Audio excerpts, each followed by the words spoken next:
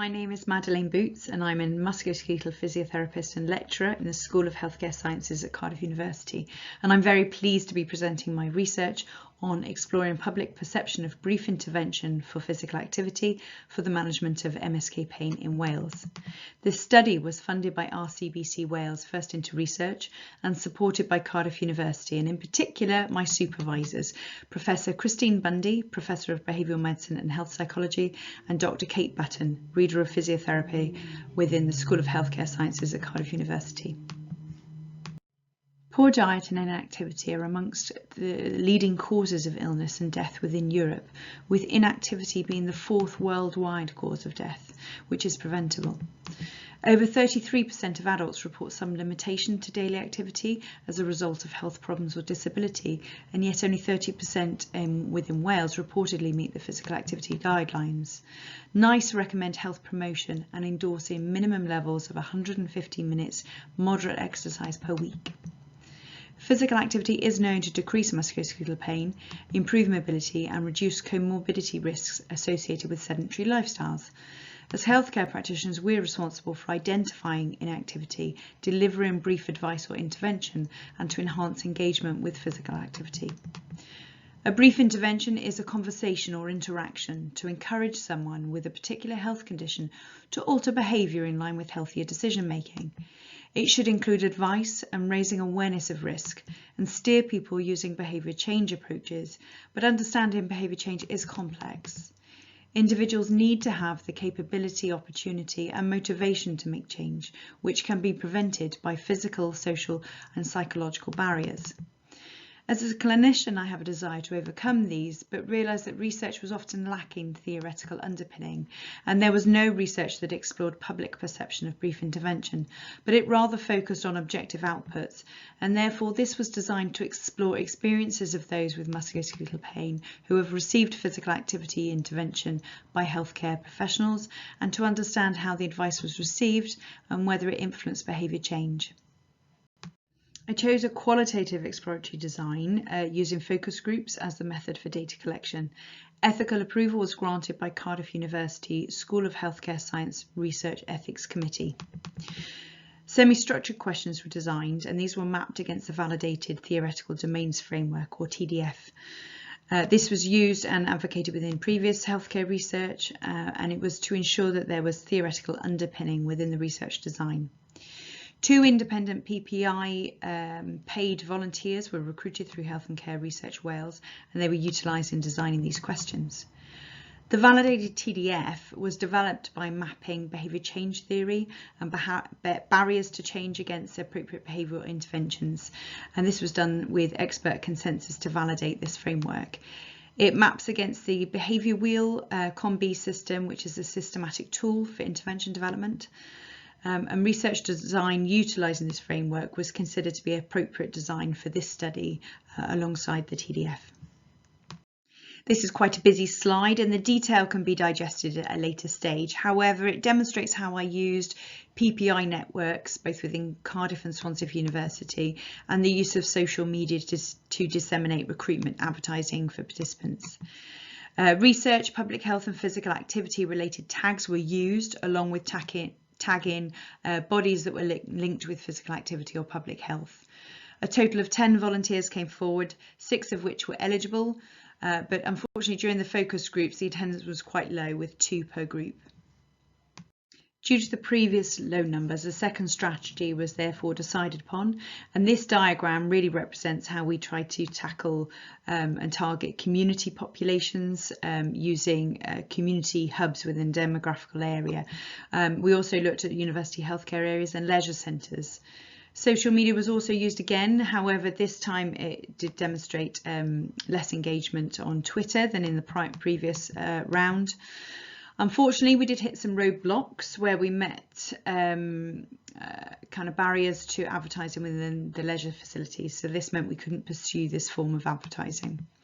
Despite this second strategy, no suitable participants volunteered to participate.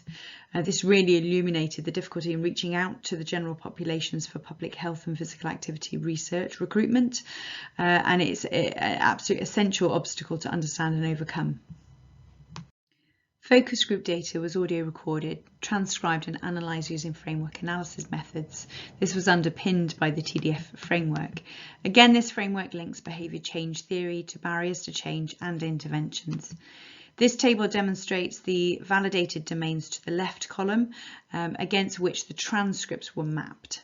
5 key themes were detected from this analysis, and I will go on to discuss these further. The acronym PORTH, meaning gateway in Welsh, was developed out of these key themes, and this represents personalisation, obstacles, responsibility, trust and honesty. The first, personalisation, relates to the sense that physical activity brief interventions lacked content and depth, mutual engagement and the consideration of personal circumstances, and thus lacked tailoring. Obstacles related to preconditioned medicalised objectives, a focus on condition prognosis and healthcare-based goals, and these were seen as obstacles to accepting advice. Responsibility is next, and it was seen as the responsibility of healthcare practitioners to develop helpful resources and explore dynamic web-based solutions. Self-motivation, however, was felt to be the individual's responsibility, but with healthcare support, and positive experiences of exercise throughout that could influence engagement, whilst pain and immobility would hinder it. A failure to identify an expectation for passive treatment could result in disengagement from accepting advice. And physical activity providers were also focused upon, in that they have a responsibility to maintain engagement by addressing approachability and potential unconscious bias that was found. Trust related to situations where guidance may have conflicted with either experience or belief, and that could impact trust. Advice may be followed despite a lack of trust, although decision making could also be based on prior experience and knowledge, which may override medical advice completely. Honesty, this related to generic or standardised processes or advice that were viewed as being dishonest methods of coaching that lacked empathy, realistic intentions, and were often based on clinician preferences, not the patient's. Relatable, interactive-based resources would enhance a feeling of being understood, and medical investigations and advice that concurred with one another also improved the acceptance of brief intervention. This analysis must be considered in light of the small sample number and from the perspective that all participants were associated with PPI networks, which places limited value on applying these results to all MSK populations. Inclusion criteria was met, but some reflections related to non-musculoskeletal pathologies. This is interesting and may be due to patients being unable to distinguish between these experiences. Also, the perspective on whether advice was prescribed exercise or just general physical activity advice was often skewed and therefore may limit validity. This data could be viewed, however, as pilot information upon which to design a further study, but it does provide some initial insight into experiences and some recommendations considered by these participants which warrant further investigation. This study highlights the challenges faced when trying to recruit individuals from within a community setting.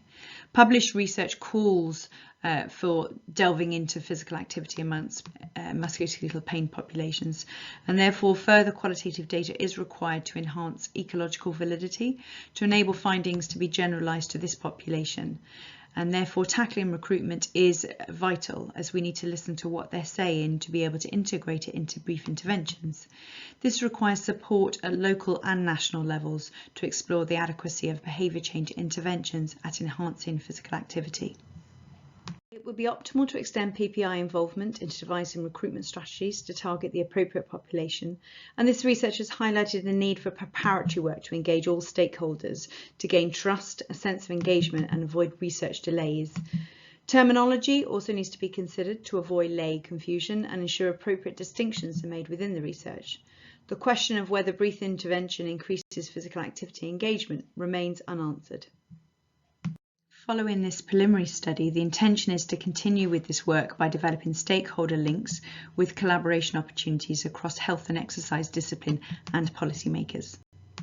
Thank you very much for your time. Should you have any queries or would like to discuss future opportunities, then please do feel free to email me at bootsm1@cardiff.ac.uk. Thanks.